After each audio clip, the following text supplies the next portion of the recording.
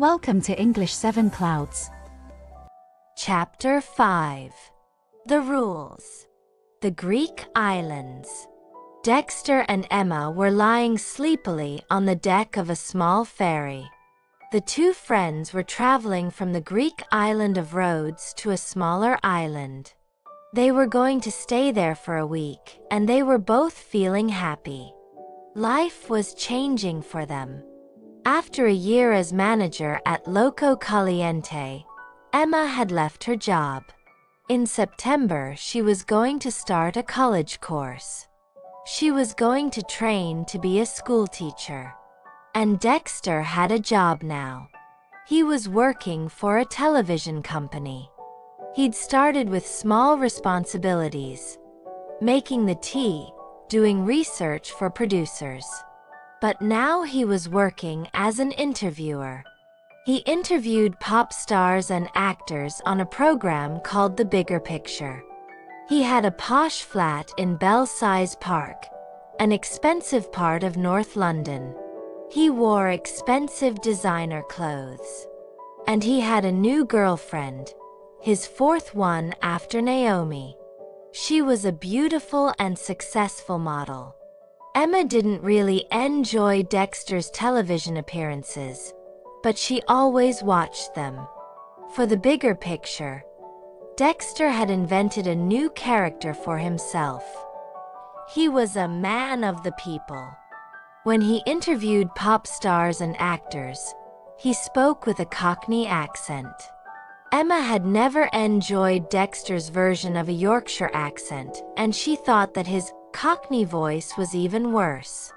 Emma liked Dexter to know that she wasn't impressed by his television career.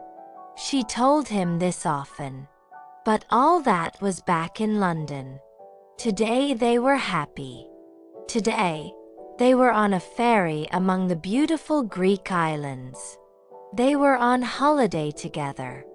It had been surprisingly easy to arrange this trip. Dexter's girlfriend was very self-confident, so she had no problems about his holiday with another woman. And Emma occasionally slept with people, but still didn't have a regular boyfriend. So they had made their plans together, and they had decided on some rules of behavior for the holiday. The rules. 1. Separate bedrooms. 2. No flirting. 3. No sleeping together. 4. No nudity. 5. No board games. Emma had decided on the first 4 rules. Dexter had fought back with Rule 5. Emma enjoyed playing board games, but Dexter hated them. The rules had to be obeyed, Emma told herself now, lying sleepily on the deck of the ferry. The rules made this holiday possible. But Emma wondered if Dexter was going to be able to obey them. And she wondered if she was going to be able to obey them. They were half asleep when they heard an English voice. "It's him," said a man. "He's on TV on Fridays." "Oh yes," said a girl. "He's called Dexter something." "You are that man who's on TV, aren't you?" She was speaking to Dexter now. And he was wide awake. "Yep." "On holiday, are ya?" said Dexter in his pretend Cockney accent. "Yeah," said the girl. Dexter continued talking to her, and didn't take any notice of the man. The girl was clearly impressed. "Dexter, why do you speak like that?" Emma asked when the couple had gone. "You aren't a Londoner, and you went to Winchester College."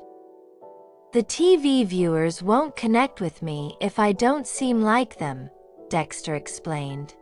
"Not many of our viewers went to Winchester." "That's a very bad reason," said Emma. "And you've broken Rule 2 already. You were flirting with that girl." Emma was sitting at a table outside a small cafe on the island and drinking coffee. Dexter had gone to find them somewhere to stay. "Don't forget, we need 2 rooms," Emma had shouted after him as he set off. And he'd looked back at her and shouted, "Of course we do. She looks so lovely these days," he told himself.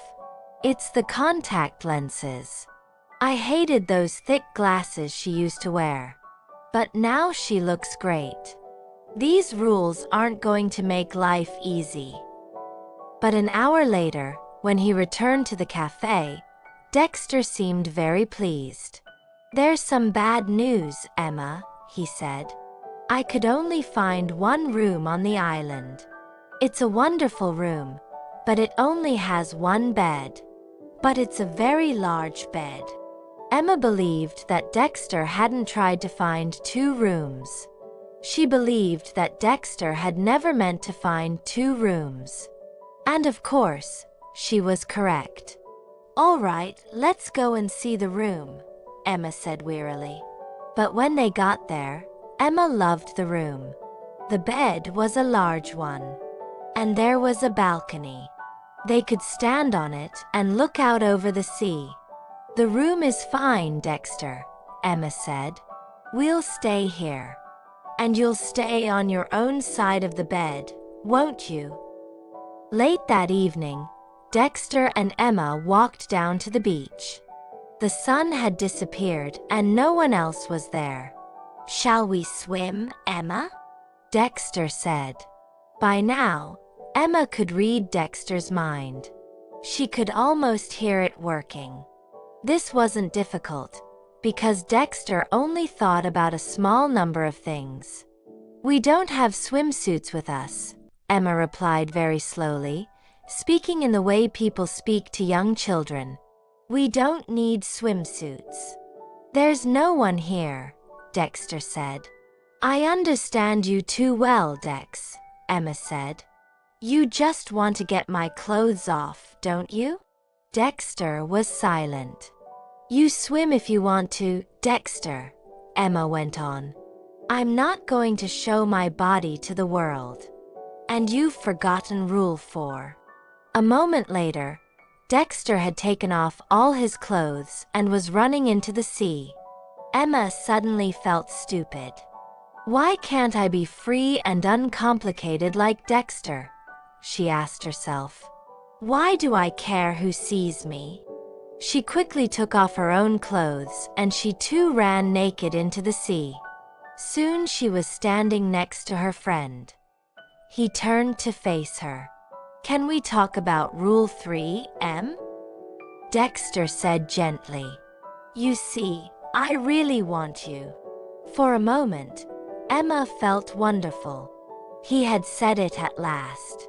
And it was going to happen, here and now, in the beautiful warm sea. Dex and Em and Dex. It was going to happen. And then Dexter said the wrong thing. "Of course, it isn't personal. I want nearly every woman that I meet," he added. "That's my problem. I can't escape it. It's like a nightmare." "Oh, poor Dexter," Emma said angrily. "I feel really sorry for you." She was angry with Dexter and she was angry with herself. "You're a stupid, stupid woman," she told herself. "You're stupid for thinking that he really cared about you." But a moment later, it was Dexter who was angry. He was looking over Emma's shoulder at the beach. A boy was stealing his clothes. "Stop! Don't do that!" Dexter shouted. He started to run towards the beach. "Those trousers cost me 200 pounds," he shouted at Emma, who was laughing. When they reached the beach, the boy and Dexter's expensive clothes had disappeared. He hadn't taken Emma's clothes. When she had stopped laughing, Emma got dressed and Dexter found a torn blue plastic bag on the beach. He held this in front of him as they ran back to their room. On the way, they passed the English couple they had met on the ferry. "I like the bag," the man said. It's a great color. He laughed mockingly. Dexter didn't reply. But when they got back to their room, Dexter's anger had gone. It was a beautiful evening. And soon, the stars were bright in the sky. He and Emma had some food. Then they got into the bed and lay in the dark. They didn't touch each other, and they knew that their friendship was unchanged. "Tell me a secret, Em," Dexter said. "Tell me something about yourself that I don't know."